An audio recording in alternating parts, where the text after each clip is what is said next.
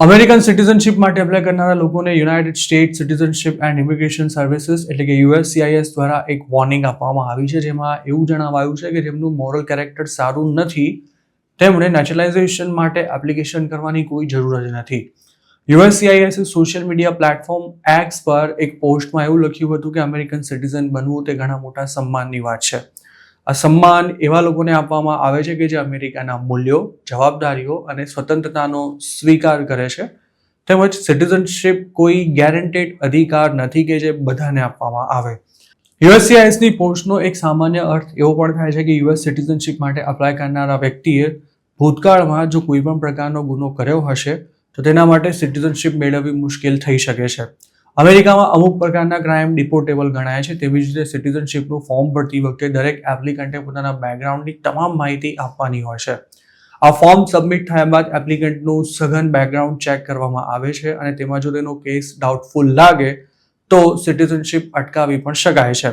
એક્સપર્ટ્સનું માનીએ તો good moral character નેચરલાઇઝેશન લોના સંદર્ભમાં એક લીગલ સ્ટેન્ડર્ડ છે જે એપ્લિકન્ટ્સે સ્ટેચ્યુટેટરી પીરિયડ દરમિયાન બતાવવું પડે છે, જેનો સમયગાળો સામાન્ય રીતે 5 વર્ષનો હોય છે. આ 5 વર્ષ દરમિયાન તેમનું વર્તન એથિકલ અને મોરલ સ્ટાન્ડર્ડ પ્રમાણેનું હોવું જરૂરી છે, જેમાં ફક્ત ક્રિમિનલ કન્વિક્શન ટાળવાની જ વાતનો સમાવેશ નથી થતો, પરંતુ તેની સાથે પ્રામાણિકતા, જવાબદારી અને કાયદા પ્રત્યેનો આદર્શ દર્શાવવાની વાતોનો પણ સમાવેશ થાય છે.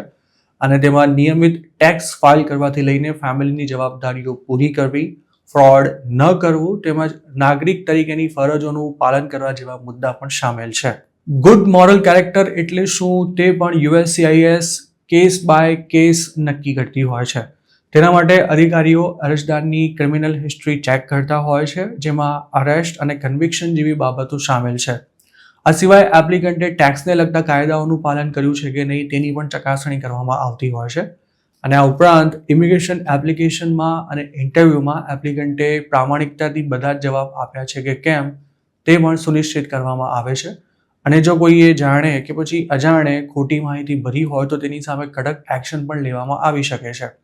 આ બધાની સાથે સાથે એપ્લિકન્ટનું કોમ્યુનિટી બિહેવિયર કેવું છે તેની પણ ચકાસણી કરવામાં આવતી હોય છે.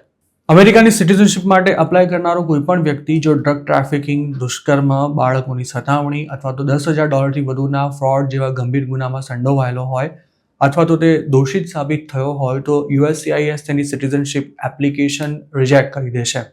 આ ઉપરાંત સ્ટેટ કે પછી ફેડરલ ટેક્સ ન ભર્યો હોય, ચાઇલ્ડ સપોર્ટમાં યોગદાન ન આપ્યું હોય, USCISને ખોટી માહિતી આપી હોય અથવા તો ઇમિગ્રેશન ફ્રોડ આચર્યું હોય કે પછી દારૂ પીવાની આદત ધરાવતો હોય અને એકથી વધુ DUI ઓફેન્સ અથવા તો માદક દ્રવ્યોનો ઉપયોગ કર્યો હોય તથા ઇલીગલ ગેમ્બલિંગ અને પ્રોસ્ટિટ્યુશનમાં સામેલ હોય તેવા એપ્લિકન્ટ્સને પણ સિટીઝનશિપ આપવાનો ઇનકાર કરવામાં આવી શકે છે.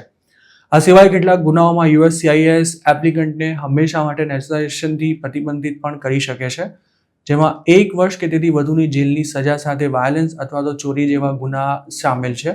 અને આ ઉપરાંત જેનોસાઇડ, ટોર્ચર અથવા તો ખાસ કરીને ધાર્મિક સ્વતંત્રતાના ગંભીર ઉલ્લંઘનો કર્યા હોય તેવા એપ્લિકન્ટ્સને હંમેશા માટે નેચરલાઇઝેશનની પ્રોસેસથી પ્રતિબંધિત કરી દેવામાં આવે છે. ગ્રીન કાર્ડ હોલ્ડર્સ નેચરલાઇઝેશન દ્વારા અમેરિકાના સિટીઝન બને છે અને કોને કેટલા સમયમાં સિટીઝનશિપ મળશે તે અમુક સંજોગો પર આધાર રાખે છે, પરંતુ સામાન્ય રીતે 3 થી 5 વર્ષમાં સિટીઝનશિપ મળી જતી હોય છે, જેના માટે એપ્લિકન્ટે રેસિડેન્સી રિક્વાયરમેન્ટ પૂરી કરવાની હોય છે અને તેની સાથે જ સારું મોરલ કેરેક્ટર પણ દર્શાવવું પડે છે. આ ઉપરાંત ઇંગ્લિશ લેંગ્વેજ અને સિવિક ટેસ્ટ પાસ કરવા ઉપરાંત અમેરિકા પ્રત્યે વફાદારીના શપથ પણ એપ્લિકન્ટે લેવાના હોય છે. US સિટીઝનશિપ માટેની એપ્લિકેશન કોસ્ટ $760 છે અને તેનો એવરેજ પ્રોસેસિંગ ટાઈમ સામાન્ય રીતે 5 મહિનાનો હોય છે, પરંતુ તેમાં વધારો ઘટાડો પણ થઈ શકે છે. ડિપાર્ટમેન્ટ ઓફ હોમલેન્ડ સિક્યુરિટીએ 2022માં જણાવ્યું હતું કે અમેરિકામાં 12.9 મિલિયન જેટલા ગ્રીન કાર્ડ હોલ્ડર્સ છે, જેમાંથી 9.2 મિલિયન સિટીઝનશિપ માટે એલિજિબલ થાય છે. આમ તો ગ્રીન કાર્ડ હોલ્ડર પણ અમેરિકાનો પરમેનન્ટ રેસિડન્ટ ગણાય છે અને સિટીઝનને મળતા મોટાભાગના રાઇટ્સ તેને પણ મળે છે, પરંતુ તે US સિટીઝનની જેમ ફેડરલ ઇલેક્શનમાં વોટ નથી કરી શકતો કે ન તો ચૂંટણી લડી શકે છે. આ ઉપરાંત તેને સમયાંતરે ગ્રીન કાર્ડ રિન્યૂ કરાવવાની પણ માથાકૂટ રહેતી હોય છે. હાલમાં ટ્રમ્પ સરકાર ગ્રીન કાર્ડ હોલ્ડર્સને પણ સાણસામાં લઈ રહી છે, તો બીજી તરફ સિટીઝનને ડિપોર્ટ કરવો ખૂબ જ મુશ્કેલ છે અને આ ઉપરાંત સિટીઝન પોતાના પરિવારના સભ્યોને સ્પોન્સર કરી શકે છે, તેમજ તેમના યુએસમાં ન જન્મેલા સંતાનોને પણ સિટીઝનશિપ મળી શકે છે.